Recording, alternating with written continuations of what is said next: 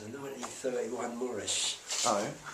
And I've got a photo of it in that gap with my sisters and my gran there. And our dad got it for 12 quid. And it was a big square box one, you know? And you had to swing it to start. It didn't have a starter on it. Oh, crank no out. electric starter. At the front it had a great big brass handle hanging on the strap, and you had to get it out of the strap and start it up like that. If you stalled it in the road, you had to jump out quick, run down the start over the handle. But I was learning to drive on it up and down the street.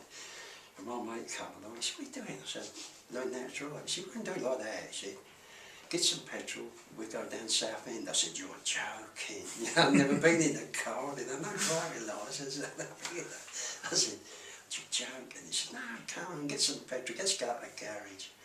Put some petrol in it." Oh, you boy, 5 gallons with £1 in them days, about 20 pence a gallon.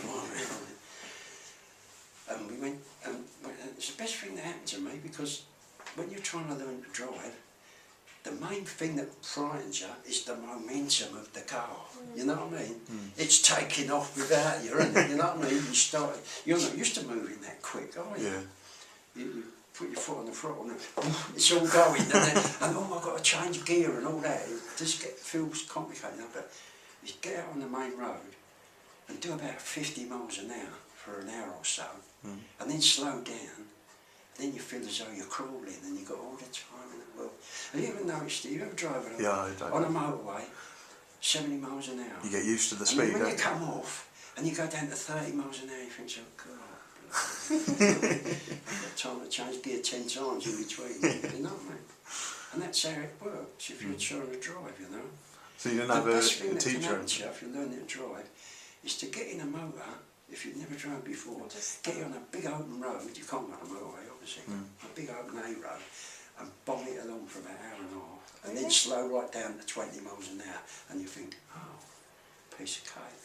You do it, isn't it? Yeah. I'm probably too scared to I do was that. when I first started driving, I was terrified. I know what you mean by that. It's the momentum of the car. Yeah, you don't. If it's going to take off, you're going to crash into everything. And, Yeah. and Terrifying. I've got to change gear. Yeah. So when did you? I think you must have got your licence at time after that. I got nicked a couple of times first. Really? I had this 1938 Austin van, and Dad said, "I bought a car over North London." He didn't care, he aided and abetted with it. He said, "I bought a car over North London, come and tow me home." So, okay, off we go. Gets this car tied on the back, coming through Limehouse, 3 Colton Street. Copper come out of it. "Where's your tax?" "Oh, it's in the postcode." Right, says, "Got insurance?" Yeah, I got a bill of insurance." He said, "Where's your licence?" So he gets this expired provisional licence out. "This is run out and all." "Oh, yeah." Anyway, I nicked. So I had to appear at Harbour Square. Yeah. I went in there, and he come in the court, and I thought, "Oh, here we go," you know what I mean? And he said, I stopped him in 3 Colton Street, and his licence was expired. And I'm waiting for him to come out with, it was unaccompanied, no L plates, no tax, and God knows what, and he never said a word. Really? No. And the judge said, disgusting, he said, "You'll find £1.10 shillings," he said, "and let that be a lesson to you."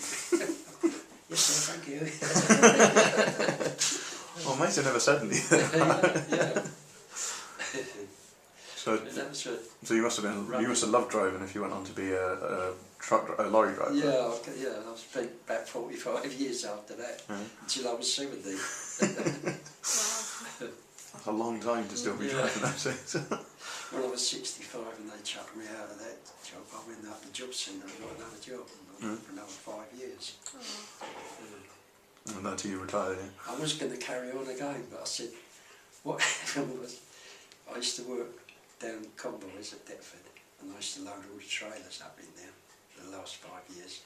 And I sent one bloke out in there, old George, and he was 70 odd, you know what I mean? And he went out, and he went up to Ipswich or somewhere, and he phoned in, he said, "I ain't well." So I said, "Oh, hold it, wait there, phone out." I said, "We'll send someone up to you, George, sit there." Okay, when they went up there, poor old son, the Really? Yeah. So I said to him, I said, I don't want to be found dead in a row. I've been in it for 45 years, I've been sitting in the lorry, I'm not going to be found dead in a row. And I packed up. I went down to the job centre to see if I could get a light job when I was 70.